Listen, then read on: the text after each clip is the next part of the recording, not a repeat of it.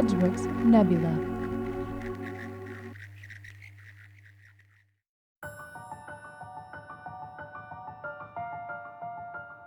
Hello, and welcome to Settle the Stars. Hey folks, this is Lacey Hannan.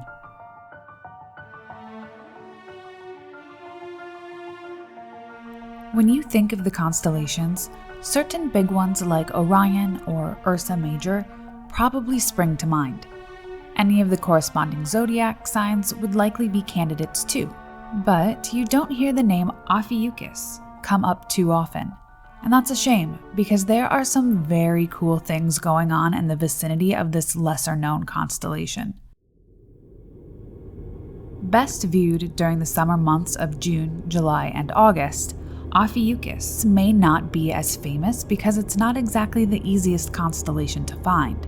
Its stars tend to be on the dimmer side as far as constellations go, but if you're able to spot the brilliant red giant Antares in nearby Scorpius, you can direct your gaze upward to find Ophiucus' sprawling outline.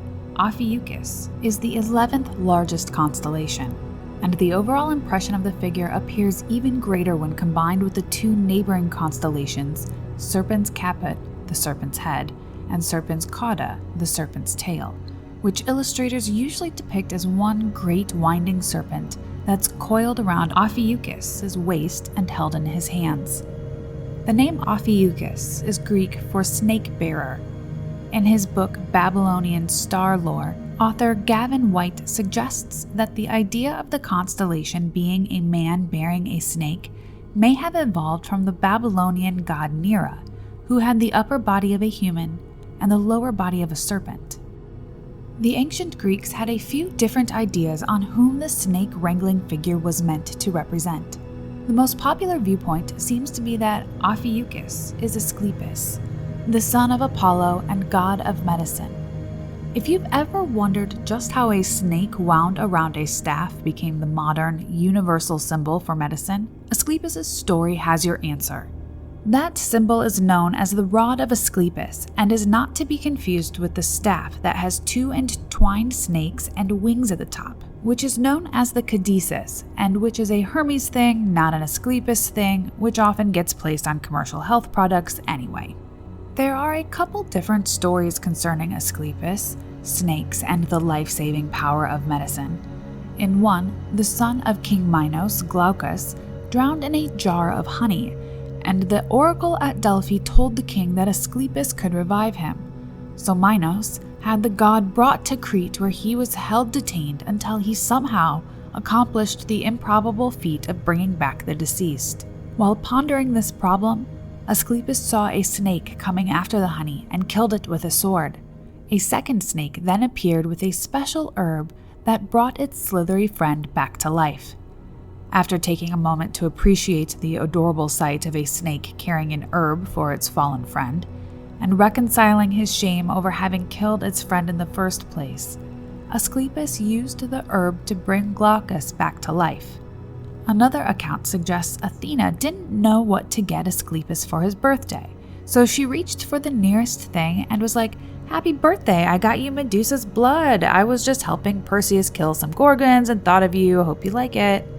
Having been tutored in the art of medicine by the sage centaur Chiron, Asclepius experimented with Athena's gift and found that blood from the left side of Medusa's head was poison, but blood from the right side had the opposite effect. It revives the dead. This turned out to be the perfect gift for somebody interested in medicine, but when Hades started noticing his numbers going down, the king of the underworld decided to have a word with the guy up top. Asclepius was bringing everybody back, and Zeus knew things were really going to get out of control if his grandson decided to share the secret to immortality with mankind. So Zeus struck him dead with a thunderbolt, and the secret to immortality died with him. But Asclepius achieved a kind of immortality nevertheless, when Zeus placed his likeness in the stars to honor him. Not everyone in ancient Greece attributed these stars to Asclepius, however. Some believed they represented Asclepius' father, Apollo, and his victory over the ancient serpent known as Python. Sometimes depicted as a dragon in medieval art, Python was unwittingly created by Gaia at the dawn of time and roamed the earth from there on, terrorizing humanity. Imagine being raised to believe there's a prehistoric-sized anaconda out there somewhere just waiting to get you. When Zeus conceived the twin gods Apollo and Artemis with the titan Leto, Hera was outraged and spurred Python to pursue Leto throughout her pregnancy. This chapter in Greek mythology might actually explain why, according to Claudius Aelianus, the mongoose is considered a sacred animal to Leto. Apollo later slew the monstrous python with a volley of arrows and founded the Oracle of Delphi upon its carcass. But because Apollo had taken a life, Zeus demanded he serve a penance. Yes, apparently every life was sacred in ancient Greece, even that of ferocious man-eating serpents spontaneously formed from the primordial sludge, never mind that Zeus himself went around throwing thunderbolts at people willy-nilly. For his penance, Apollo inaugurated and presided over the Pythian Games, which included wrestling, boxing, the incredibly scary-sounding rules-free combat, a variety of foot races, including one while wearing armor, chariot racing, and the pentathlon. The games were held every 4 years, with the 3 years in between belonging to the Nemean Games, the Isthmian Games, and of course, the Olympics. Yet another account suggests Ophiuchus represents one of the priests of Troy, Laocoon, who tried to warn his people about the Trojan horse and begged them to destroy the offering instead of taking it into the city. Athena, who was always keeping an eye out for Odysseus, the architect of the Trojan horse, sent 2 sea serpents to strangle Laocoon and his sons, where they stood on the shore. With the doomsayer done for, the Trojans brought the horse into their city, and the rest, as they say, is history. Whether serpens caput and serpens cauda are meant to portray these assassin sea serpents, the ancient and terrifying python, or merely a good-hearted slitherer who brought some magical herbs to his slain friend, the combined forms of these 3 constellations paint a very clear picture of a human holding a snake at waist height. That is, if you're able to spot them. As mentioned earlier, Ophiucus is one of the dimmer constellations in the night sky. In addition to using Antares of Scorpius to know where to look, you can also use the bright red supergiant Ras Algethi as a reference point. This star serves as the head of Hercules and sits nearly in line with the brightest star of Ophiuchus, its own head, Ras Alheg. Ras Alheg, which is Arabic for head of the snake charmer, is a binary star system 48 light-years away that's made up of a rapidly spinning white subgiant and an orange dwarf. The greater of the 2 stars, the white subgiant, is 2.5 times the size of the Sun, and more than 25 times as bright. Because of the star's incredibly fast rate of spin and the centrifugal force that's created, Ras Alheg's dominant star has flattened at its poles, producing an effect known as gravity darkening. Because the flattened poles have higher surface gravity than the equatorial region, their temperatures are correspondingly higher as well, and they shine more brightly, darkening the star's broad equator by comparison. Another notable star that lies just outside Ophiuchus' right shoulder is a red dwarf called Barnard's star.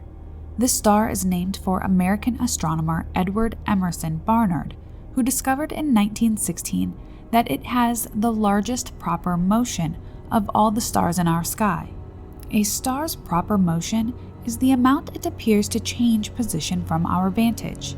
One of the closest stars to Earth, Barnard's star is just under 6 light-years away from us. The only stars that are closer are Alpha Centauri, 4.37 light-years distant, and Proxima Centauri, 4.24 light-years distant. With its range of motion, Barnard's star will come within 3.75 light-years of us by the year 9800, making it our new nearest neighbor. Despite how close it is currently, this star is still difficult to see without the aid of a telescope due to its humble size and modest glow. But if you do manage to get it in your sights, you'll find yourself looking at what may just be the oldest star in our galaxy. Barnard's star is estimated to be around 10 billion years old. That's 6.5 billion years older than our Sun. While the stars of Ophiuchus may not be the brightest of the lot, one former star in the constellation shined brighter than any other save for our Sun when it went supernova in the year 1604, remaining visible even during the day for a period of 3 weeks. To date, this has been the most recent observable supernova. Located 23,000 light-years away near the Milky Way's star-studded central region, the star appeared so brilliant in October of 1604 that many, including the German astronomer for whom it's named, Johannes Kepler, thought it was a new star. What they were actually witnessing was the end of a young white dwarf no more than 1 billion years old. Though they were wrong about what caused this new phenomena, Kepler, Galileo, and others in the astronomy community used the event to challenge the prevailing Aristotelian dogma that the heavens were perfect and unchanging. More recent studies have determined that Kepler's supernova was likely a binary system and one that was significantly richer than our Sun in metals such as chromium, manganese, and nickel. Beyond its stars, past and present, however brilliant or however dim, Ophiuchus offers a variety of interesting deep sky objects for professional and amateur astronomers alike to marvel over, including a number of dark nebulas that were cataloged and published by E. Barnard in 1919. One of these, known as Barnard 68, resides somewhere between 400 to 500 light-years away, making it quite possibly the closest dark nebula to Earth. What makes a dark nebula is the fact that it blocks the light of any stars situated behind it, thus creating the appearance of a void in space. Astronomers believe the tightly compacted dust and gas of Barnard 68 should form into a brilliant new star in our heavens in a cool 200,000 years. Just a drop in the bucket as far as time goes in the universe. The hit mobile game Terragenesis was all about taking a new world and bringing it to life over time, from a barren wasteland to a verdant paradise. But before we can achieve a new Earth, humans must first learn to adapt and survive in those original inhospitable climates. Extreme temperatures, unbearable pressure, and storms of dust or geomagnetic pulses unlike anything ever experienced before. We must withstand all of it if we are to make new homes for humanity. Those first moments, the first rockets, the first settlements, the first sunrises and sunsets will be critical not only to our future as a spacefaring species, but our ultimate survival in this universe. Before our giant leap comes our first small steps. Before we etch our story into the echelons of time in a new world, we must first bear witness to its magnificent emptiness. Before we make history, we must first make landfall. Available on iOS and Android. Barnard 68 is actually part of a much larger dark nebula in the vicinity of Ophiuchus, known as the Dark Horse Nebula. The Great Dark Horse, as it's sometimes known, looks remarkably like the side view of a prancing horse and is one of the largest dark nebulas in our night sky.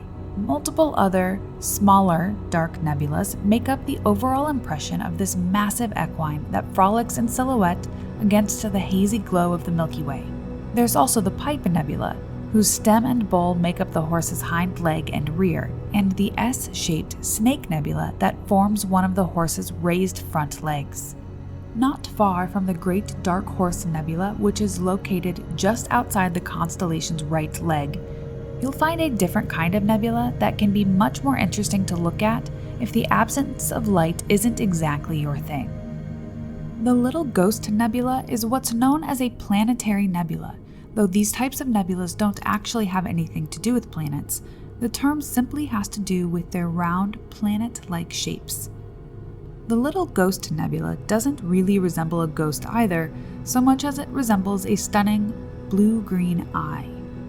The white dwarf star at the center of the nebula appears as a faint dot of light inside the pupil, while a gorgeous aquamarine ring of ionized oxygen, hydrogen, and nitrogen atoms form the iris. Further up in the constellation, just above where the serpent crosses the figure's waist, is another planetary nebula that takes on a very different shape on account of a rather interesting feature: the fact that there are not one but two stars at its center. Known as the Twin Jet Nebula, or Minkowski's butterfly for the German-American astronomer who discovered it, Rudolf Minowski, the nebula produces two remarkably covered lobes that flare in either direction like butterfly wings that shimmer the color of a rainbow oil slick. The Twin Jet Nebula is increasing in size over time, allowing astronomers to determine that these stunning double lobes likely formed as recently as 1,200 years ago. A discovery that puts into perspective just how spontaneous and dynamic our universe really is. Another large region of nebulas in Ophiuchus, mostly nebulas of the dark variety, is known as the Rho Ophiuchi cloud complex. Situated just below the figure's left leg at a distance of 460 light-years from Earth, this region is one of the closest star nurseries to our solar system. In the most active part of this cloud complex, there have been detected 16 protostars and 200 T Tauri stars, a class of stars that are less than 10 million years old. Despite consisting mostly of dark nebulas, such as the dark river clouds that appear to flow toward the neighboring Dark Horse Nebula, the Rho Ophiuchi complex is actually full of blues, pinks, reds, and yellows, making it a very photogenic region of space. You'll also find in Ophiuchus a pretty interesting galaxy, one that's located just under where the figure's heart would be. The Starfish Galaxy, so named for the brilliant appendages that appear to be swooping out in all directions, actually began as three galaxies that collided, leaving two active galactic nuclei behind and producing its unusual shape. The two remaining black holes of the Starfish Galaxy are currently 3,000 light-years apart, but they're steadily growing closer to each other, and astronomers believe that within the next 10 to 20 million years, they will form a closely orbiting binary black hole system before they merge into one. On the topic of black holes and Ophiuchus, it was revealed in February of 2020 that the biggest known explosion in the universe, save for the Big Bang itself, happened in the centermost galaxy of the many small galaxies and galaxy groups that comprise the Ophiuchus supercluster about 240 million years ago. The explosion occurred when the galaxy's supermassive black hole began regurgitating the 270 million suns worth of matter it had consumed over time, bringing to mind the infamous wafer-thin mint scene from Monty Python's The Meaning of Life. This unparalleled explosion blew a cavity 1.5 light-years wide in the X-ray bubble that surrounds the galaxy. Astronomers believe the eruption itself may have lasted for several million years, easily making this the worst case of galactic indigestion on record. For one of the least famous constellations, Ophiuchus truly does boast some astronomical treats, and we're learning more about it all the time. In fact, the Voyager 1 space probe has been heading in the direction of Ophiuchus since its launch on September 5th of 1977. The probe set out with the goal of studying the space beyond our sun's heliosphere and is still going today, making it the farthest man-made object from Earth. Voyager 1 crossed the boundary of the heliosphere on August 25, 2012, and has been progressing through interstellar space ever since, experiencing the occasional blast of solar wind amidst the steady hum of interstellar gas, which astronomers compare to a gentle rain. While Voyager 1's mission will come to an end in 2025, when its thermoelectric generators will no longer be able to power its instruments, astronomers show no sign of slowing down when it comes to cool discoveries in the vicinity of the celestial snake-bearer. In 2012, astrophysicists at the Niels Bohr Institute in Copenhagen detected glycolaldehyde in the Rho Ophiuchi cloud complex. That may not sound like a big deal until you learn that glycolaldehyde is a sugar that's essential for the formation of RNA, the nucleic acid found in all living cells. Then, in 2017, astronomers at the Atacama Large Millimeter Array in Chile picked up on the presence of methyl isocyanate in the region. When combined with other materials, This helps form amino acids and peptides, which are essential in building protein. I'm not saying we're looking at the seeds of a future extraterrestrial intelligence a mere 400 light years away from us in the direction of Ophiuchus, but I'm also not saying that. Either way, these discoveries provide researchers invaluable information regarding the formation of life-building molecules in space. On a somewhat more trivial note, NASA caused a bit of a furor in 2020 when they pointed out that Ophiuchus is actually the 13th zodiac sign, since the sun passes in front of the constellation from November 30th to December 18th every year. Ophiuchus was intentionally left out by the Babylonians because they followed a 12-month calendar and simply wanted a constellation to go with each month of the year, no more, no less. The realization that a 13th sign would have to somehow fit into the zodiac calendar also shed light on the fact that things have changed a bit over time, as the universe is wont to do, and the sun no longer passes through each of the constellations on all of their assigned zodiac dates. NASA's mic drop caused some to begin to wonder if they weren't in fact born under a different sign. One commentator remarked, "I woke up this morning firmly believing that I was an outgoing, courageous, independent, generous Leo. However, now I have to come to grips with the fact that I am in fact a stupid, sulky, inconsiderate, pessimistic Cancer. I have gone from lion to crab, and it weighs heavily upon me." But the truth of the matter is, NASA has nothing to do with astrology, and despite the scare, no changes have been made regarding the zodiac dates. It's fun to consider what your alternate sign might be, though, if you're into horoscopes and want to factor Ophiuchus into a 13-month year. From giving astrologers early grays, to harboring life-building space sugars, to laying claim to the titles of most recent supernova and biggest explosion ever, Ophiuchus is clearly short of no surprises. While you may have a hard time making out its less brilliant stars in the night sky, it may be enough simply to know that it's there, and to recognize that this humble constellation is every bit as cool as its more famous companions in the sky.